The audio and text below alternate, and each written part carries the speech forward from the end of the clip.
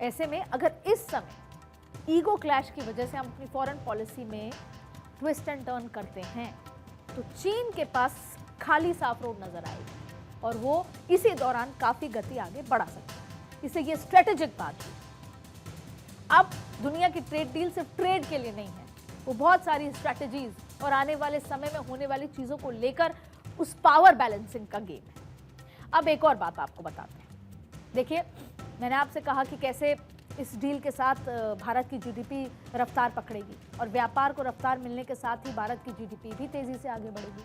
America के साथ इस डील और टैरिफ कट का फायदा सिर्फ बाजार और अर्थव्यवस्था के लिए ही खुशखबरी नहीं है, बल्कि इस डील का असर भारत और अमेरिका दोनों को होगा। और फायदा उठाने वालों में सिर्फ ये दोनों देश ही नहीं, बल्कि इन दोनों देशों में रहने वाले लोग भी शामिल हैं, जो कि भारत की प्राथमिकता है।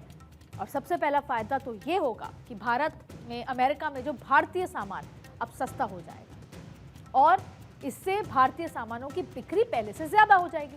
जैसे अभी टैरिफ लगते ही महंगा हो गया था तो बिक्री में कमी आ गई थी और यही वजह थी कि हमारे जो टेक्सटाइल वाले जो बिजनेसमैन थे या फिर जो जेम्स एंड ज्वेलरी वाले बिजनेसमैन थे, वो कहीं ना कहीं उनका धंधा ठप पड़ने लगा था। तो अब ये जो गतिरोध हटा है या टैरिफ डील हुई है, उससे उनका काम वापस बढ़ जाएगा और इसी से ही तो पर कैपिटा इनकम आती है और इसी से ही तो तमाम परसेप्शंस क्रिएट होते हैं। कई बार होता है कि आप चौथी अर्थव्यवस्था पे हैं पर कैपिटा इनकम कैसे है? तो जब इस तरीके के काम होगा तो पर कैपिटा इनकम भी बढ़ेगी, मैन्युफैक्चरिंग यूनिट्स भी बढ़ेंगी और काम धीरे धीरे मल्टीप्लाई होगा। अब देखिए, इससे हमारे देश के जो छोटे और लघु उद्योग का फायदा, जो मैंने आपसे कहा एमएसएमईज का, और नए रोजगार भी पैदा हो। तो ये मल्टीप्लायर इफेक्ट है। सिर्फ एक चीज नहीं कि अमेरिका और ये पर्टिकुलर डील हुई, ये मल्टीप्लायर इफेक्ट है और ये लंबे समय तक चलने पर इसका एक बहुत ही वास्ट विंडो के हिसाब से आपको कैनवास में नजर आएगा फायदे। अब देखिए, दूसरा, टेक्सटाइल और गारमेंट सेक्टर के विकास को नई रफ्तार मिलेगी, क्योंकि भारत के कुल टेक्सटाइल एक्सपोर्ट का लगभग 29% अकेले अमेरिका को जाता है। 50% टैरिफ होने से इस सेक्टर को ही सबसे ज्यादा नुकसान हुआ था, लेकिन अब बांग्लादेश और पाकिस्तान के मुकाबले कम टैरिफ का सबसे ज्यादा फायदा भारत के कपड़ा उद्योग को मिलेगा, जो कि बहुत चिंतित थे इस ट्रेड डील से पहले। अब देखिए, साथ ही भारत में विदेशी निवेश यानी एफडीआई में अब बढ़त होगी। ये बहुत इंपॉर्टेंट है एफडीआई। जब हम सोचते हैं हमारे पास विदेशी करेंसी डॉलर्स होने चाहिए, क्योंकि हम तभी तो डील कर पाएंगे। तो अभी पिछले कुछ दिनों में हमने देखा कि हमारे पास एफडीआई नहीं था, निवेश नहीं था, तो रिजर्व भले ही था फॉरेन करेंसी का, लेकिन बढ़ोतरी नहीं हो रही। इससे वो होगी।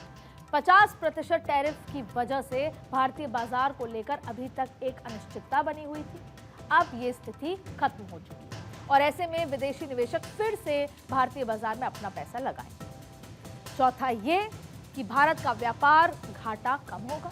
भारत का सबसे ज्यादा द्विपक्षीय व्यापार आज अमेरिका के साथ होता है और इस व्यापार में भारत को अमेरिका के मुकाबले ज्यादा फायदा मिलता है। तो ऐसे में अमेरिका में भारतीय सामानों की बिक्री बढ़ने से भारत का व्यापार का घाटा कम होगा। और पांचवा, डॉलर के मुकाबले रुपए में मजबूती आएगी। इन्वेस्टमेंट बढ़ने और व्यापार घाटा कम होने से भारतीय रुपए स्ट्रांग होगा। आपने देखा, पिछली बार लगातार आपने सुना कि रुपए कमजोर होता जा रहा है, रुपया कमजोर होता जा रहा है, तो ये भी इफेक्ट इसमें देखने को मिलेगा। और अगर भारत का रुपया मजबूत होगा तो इसका ग्लोबल इंपैक्ट दिखाई देगा। ये पांचवा पॉइंट बहुत अहम है, क्योंकि भारत का रुपया अमेरिका के डॉलर के मुकाबले लगातार नीचे जा रहा था। अमेरिका के डॉलर को मजबूत होने का सिलसिला जारी चल रहा था और भारतीय रुपए के वैल्यू में इस दौरान लगातार गिरावट हो रही है। ट्रेड डील के बाद रुपए की वैल्यू में लगातार इजाफा हुआ है। इस सब के बीच सवाल उठता है कि अमेरिका के साथ डील के बाद भारत रूस से तेल लेगा या नहीं लेगा। इस पर भी एक क्लैरिटी नहीं आई और वेनेजुएला के साथ भारत को तेल खरीदना होगा, जैसा कि ट्रंप साहब के ट्वीट या जो पोस्ट है वो कहता है। लेकिन वेनेजुएला के साथ तेल की जो खरीद को लेकर डील पूरी तरह ब्लैक एंड व्हाइट नहीं है। हमने अलग अलग जगहों से बात की, सरकार के नुमाइंदों से बात की, तो उन्होंने कहा कि जो भारत के फायदे में होगा हम वो करें। अब देखिए, वेनेजुएला से तेल खरीदने को लेकर भी कई तरह के पहलू हैं। सबसे पहले आपको यह समझना होगा कि वेनेजुएला का तेल और रूस और बाकी देशों के तेल में फर्क क्या है। वेनेजुएला का क्रूड ऑयल मुख्य रूप से हैवी है, सौर प्रकार का होता है, यानी बहुत भारी है, गाढ़ा है और इसीलिए इसमें सल्फर कंटेंट ज्यादा है, इसीलिए इसे सौर कहा जाता है। ये हल्के क्रूड जैसे कि ब्रेंट या WTI से अलग है, जो आसानी से रिफाइन होता है।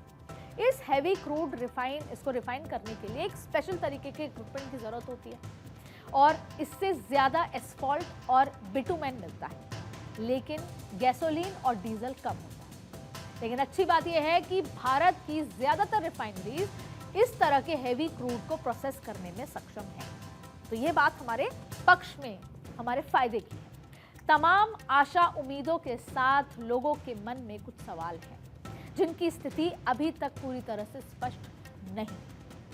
मसलन, क्या वाकई भारत अब रूस से तेल नहीं खरीदेगा?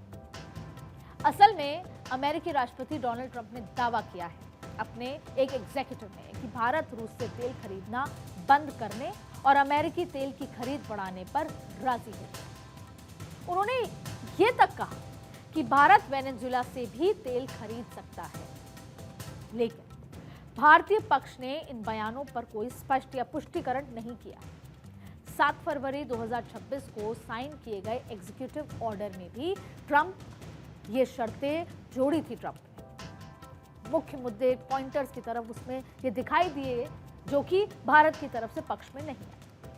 अमेरिका ने यह भी कहा कि ये निगरानी करेगा, अमेरिका के 10 बड़े लोग ये निगरानी करेंगे कि भारत डायरेक्ट या इनडायरेक्ट रूप से बड़े पैमाने पर ऑयल तो नहीं खरीद रहा रशिया के साथ। और ऐसी स्थिति में अमेरिका भारत पर दोबारा टैरिफ भी लगा सकता है और ये जो डील है वो इंटरिम है। ये तमाम बातें उस एग्जीक्यूटिव ऑर्डर में दी गई हैं और इसका कोई पक्ष अभी तक भारत की तरफ से साफ नहीं हुआ। देखिए, लोगों के मन में एक सवाल और है कि क्या भारत अमेरिका पर सभी टैरिफ और गैर टैरिफ बाधाएं हटा देगा, यानी क्या अमेरिका से आने वाली चीजें जीरो टैरिफ पे होंगी? ये सवाल भी तब पैदा हुआ जब डोनाल्ड ट्रंप ने ट्रूथ सोशल पर कहा कि भारत अमेरिकी उत्पादों पर समस्त टैरिफ और गैर टैरिफ बाधाएं जीरो या शून्य कर देगा। लेकिन भारत ने अब तक किसी भी आधिकारिक बयान में इसका जिक्र नहीं किया। भारत परंपरागत रूप से कृषि, GM खाद्य उत्पादों और संवेदनशील श्रेणी में विदेशी आयात के प्रति सतर्क रहता है और इन क्षेत्रों में बाजार खोलने की संभावनाएं बेहद कम मानी जाती हैं। ऐसे में लोग चाहते हैं कि ट्रंप के इन स्टेटमेंट दिए हैं उस पर स्पष्टता भारत सरकार की तरफ से आए। भारत अपने संवेदनशील कृषि क्षेत्र की सुरक्षा बनाए रखेगा, ये लेकिन सरकार की तरफ से कहा गया, जबकि कुछ अमेरिकी उत्पादों पर शुल्क कम करेगा। फिर भी यह सिर्फ आर्थिक मामला नहीं है। बढ़े हुए शुल्क दोनों देशों के बीच अनिश्चितता का प्रतीक बन गए थे। भारत में अब भी ये सवाल है कि भविष्य में किसी नए संकट के समय अमेरिका का रवैया कितना स्थिर रहेगा। फिर भी यह सिर्फ आर्थिक मामला नहीं, बढ़े हुए शुल्क दोनों देशों के बीच अनिश्चितता का प्रतीक बन गए थे। भारत में अब भी ये सवाल है कि भविष्य में किसी नए संकट के समय अमेरिका एक नया रवैया या कोई यू टर्न या कोई स्थिरता पर सवाल है। देखिए, रिश्तों को पूरी तरह पटरी पर लाने के लिए सिर्फ अधिकारी स्तर की कोशिशें काफी नहीं होंगी। राजनीतिक नेतृत्व को साफ संदेश देना होगा दोनों तरफ से। सबसे जरूरी है कि अमेरिका भारत को भरोसा दिलाए कि वह पाकिस्तान और कश्मीर के मुद्दे पर भारत की संवेदनशीलता को समझेगा और उनके हितों की बात करेगा। दूसरा सबसे अहम मुद्दा, सबसे अहम कदम यह होगा कि शीर्ष नेताओं के स्तर पर बड़ी मुलाकातें हों। Action speaks louder than words, picture speaks a lot. Quad शिखर सम्मेलन जैसे मंच पर उच्च स्तर की बैठकें होना दोनों देशों के बीच भरोसा बढ़ाएगा, जो कि अभी ट्रेड डील के बाद अभी भी वो क्वेश्चन मार्क लगता है और रिश्तों को नई दिशा देने के लिए जरूरी है ये मुलाकात। कुल मिलाकर ये व्यापार समझौता एक सकारात्मक संदेश तो है, लेकिन ये अंत नहीं है, बल्कि एक अवसर के रूप में देखना चाहिए हम सभी को। अगर दोनों देश समझदारी से आगे बढ़ते हैं तो ये समझौता मजबूत रणनीतिक साझेदारी की नींव बन सकता है। और अगर ट्रंप अपनी अनप्रिडिक्टेबल इमेज के साथ कोई एक नया ट्रूथ सोशल पे ट्वीट आने वाले दिनों में करते हैं जो कि इस ट्रेड पर इंपैक्ट डालेगा, तो फिर जो अनिश्चितताएं हैं वो और गहरी हो जाएंगी। लेकिन भारत की फॉरेन पॉलिसी क्लियर है, इंडिया फर्स्ट, इंडियंस फर्स्ट, और भारत उसी पर आगे बढ़ता रहेगा।